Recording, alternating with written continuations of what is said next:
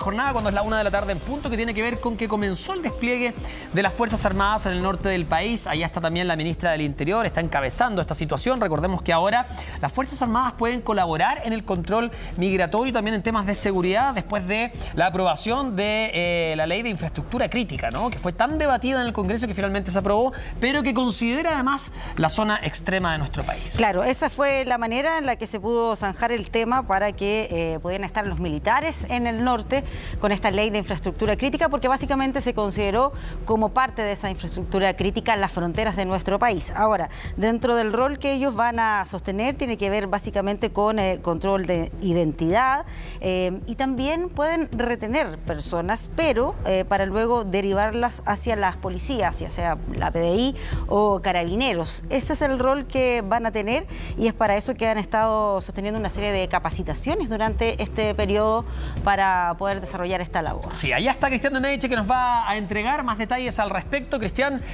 muy buenas tardes, ¿cómo estás?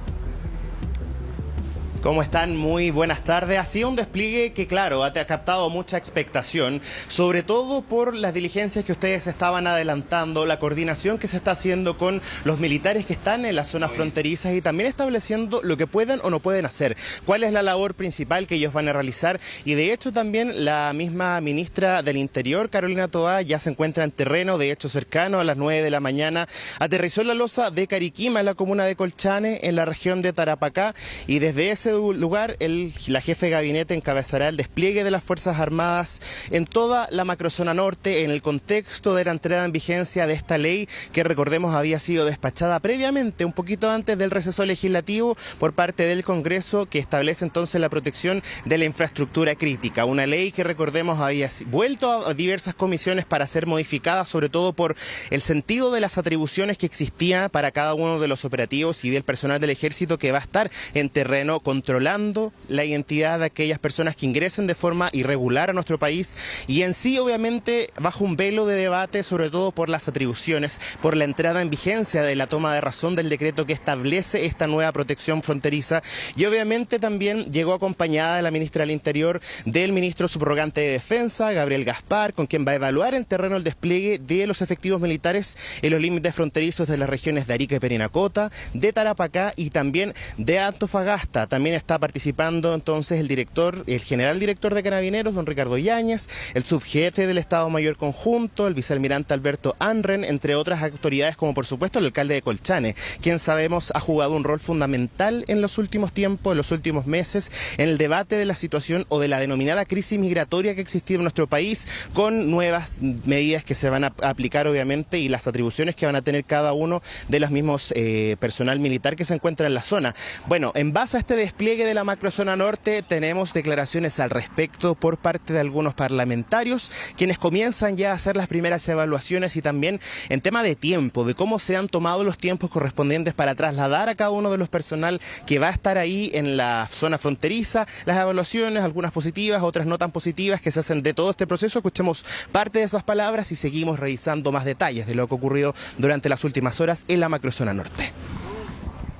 Es un tremendo avance que hoy día las Fuerzas Armadas ya estén en la frontera de la zona norte. Hoy día hay que ordenar la casa y es un avance que también tengan facultades los funcionarios del ejército para poder hacer control de identidad y para poder llevar a un migrante a un cuartel policial. Si bien es cierto, no es la solución definitiva, hoy día esto permite que el norte pueda tener un ingreso de migrantes de manera regular. Quienes quieran venir acá a Chile tienen que hacerlo por la puerta, no por la ventana. Este es el primer paso para tener una policía fronteriza. Es necesario en este sector, principalmente en la frontera de Tarapacá, en la frontera de Arica, Parinacota y también la de Antofagasta, tener medidas permanentes. Acá necesitamos resguardo permanente de la frontera. Y es por eso que hoy día este apoyo que están dando los militares es un apoyo que viene a poner como la primera piedra, a mi parecer, de lo que podría ser más adelante una policía fronteriza. Bueno, hace algunos días, Cristian, el gobernador de Arica y Parinacota, Jorge Díaz, había cuestionado esta ley y en una entrevista a Radio Concierto dijo: mi región no va a dejar de ser una región fronteriza con problemas de migración en 15 días. Respecto a eso, ¿hay algún panorama respecto a cuándo se podría regularizar la situación? ¿Han dado algún límite o simplemente están recién instalándose en el lugar sin mayor información? A ver, Toti, hay que ser bien claros con respecto a este debate, sobre todo, primero porque se establece esta nueva ley que protege la infraestructura crítica y que hacen las menciones, o mejor dicho, la distinción entre un estado de excepción o estado de catástrofe. No se había querido decretar, sobre todo para establecer ciertas limitaciones y por lo que ocurre una vez que se decreta estado de excepción constitucional en el ámbito político. El plazo que se ha impuesto, o mejor dicho, es de 90 días. 3 meses que se han habilitado para que entonces se ponga en rigor esta ley de ejecución y protección de la infraestructura crítica y que establece entonces estas 3 regiones como puntos críticos por el sentido de la protección limítrofe. Ahora, sabemos que esto es ensayo y error. Vamos a ver cómo va a ser la coordinación que se hace con cada uno de los oficiales militares y también las distintas disposiciones que se vayan a realizar, porque recordemos que dentro de las atribuciones que ellos tienen para tomar en detención por un periodo de tiempo acotado a cada una de las personas que puedan ser sorprendidas ingresando de manera irregular, hay ciertos parámetros que se tienen que cumplir. Tienen que ser trasladados obviamente a una unidad policial, tienen la atribución de revisar los bolsos o incluso también en plena jornada incluso de la mañana dar disparos al aire como sentido de advertencia. Eso ha sido obviamente parte del debate que hemos visto previamente. Han sido criticados algunas medidas, otras han sido valoradas por la ejecución, pero recordemos que la gran diferencia que esto ocurre es por la tramitación que se había realizado del proyecto de infraestructura crítica, que previo al 26 de enero, cuando fue despachado ley, ya había tenido modificaciones en las comisiones mixtas por particularmente esas atribuciones y que ahora se van a poner a prueba. Va a ser un ensayo de error, como lo escuchábamos ahí en las declaraciones, podría dar paso incluso a una patrulla fronteriza, a una policía fronteriza, mejor dicho. Van a haber muchos interrogantes que se van a ir respondiendo con el paso de estos 90 días, pero tenemos también declaraciones por parte del Ministerio Público evaluando también lo que ocurre con este despliegue de las fuerzas militares y por supuesto las atribuciones que tienen naturalmente en el ámbito penal cada una de estas personas que van a estar ahí monitoreando el flujo de personas inmigrantes y también todo lo que tiene que ver en el sentido del Ministerio Público y su responsabilidad. Revisemos. Otorgarle nuevas facultades a las Fuerzas Armadas a fin de que puedan colaborar con la policía en el control migratorio. Esas facultades igualmente debieran permitir, ¿no es cierto?, detener, registrar y a las personas que van por pasos irregulares. Ahí revisábamos el balance que hace el Ministerio Público con respecto a las atribuciones que van a tener cada una de estas personas que están ahí en los cuerpos de batalla, que se están trasladando y que ya se han trasladado en las últimas horas cuando comenzó entonces la ejecución y toma de razón de este decreto que recordemos ya lo había comentado la misma ministra Toá previamente, quien de hecho llegó a eso de las 9:30 de la mañana allá a la macrozona norte para comenzar las reuniones de estrategia, de coordinación que se van a realizar con los diversos alcaldes, no solo de Colchane, sino que de otras zonas fronterizas donde también hay preocupación, en la zona de Arica, también en la zona de Antofagasta y de Tarapacá, donde obviamente es una frontera bastante extensa. No se puede estar en cada uno de los lugares, lo ha dicho así la autoridad, pero lo que se trata de hacer en base a esto es construir una nueva política migratoria en el sentido de la fiscalización, sobre todo por esta crisis que recordemos se viene arrastrando hace varios meses y por qué no decirlo incluso años, donde hemos visto episodios noticiosos de aquellas personas que ingresan de manera ilegal y que obviamente ha destapado la molestia de aquellas autoridades locales que hacía un llamado incluso a ministros que ya no se encuentran actualmente en cargo para que vayan a esos lugares y puedan monitorear en terreno. Y quien está de hecho en esos lugares fue la misma ministra del Interior, Carolina Toá. Llegó cercano, pasadas las 9 de la mañana, ahí a la zona de la macrozona norte para comenzar a reunirse con las diversas autoridades. Está acompañado también con la representación de autoridades policiales, militares por supuesto, y hizo un balance de lo que ha sido el primer día en terreno del despliegue de esta nueva ley que viene entonces a resguardar la infraestructura crítica y que comanda a cada uno de los personal militar que se encuentra ahí en terreno para poder tomar en detención a estas personas, ser trasladadas a una unidad policial y comenzar a tener mayor control de lo que se denomina la crisis migratoria. Escuchemos parte de las palabras de la ministra Toá, quien ya se encuentra en el norte e hizo un primer balance de lo que ha sido la coordinación unitaria de cada una de las personas que forma parte de este despliegue territorial. Escuchemos. Esta no es una medida aislada, viene con una serie de herramientas legales nuevas, viene con recursos y tecnologías nuevos, viene con un apoyo a todas las instituciones que trabajan en la frontera, que no es solo las Fuerzas Armadas, son aduanas, es la PDI, es Carabineros, es también todo el trabajo que se hace de acogida a las personas que migran, son los municipios. Entonces es un trabajo que tiene muchas líneas que se complementan. Sí, estábamos escuchando las declaraciones de la ministra Toá, Cristian, y me queda una duda respecto al tema de cómo se va detallando el uso de la fuerza.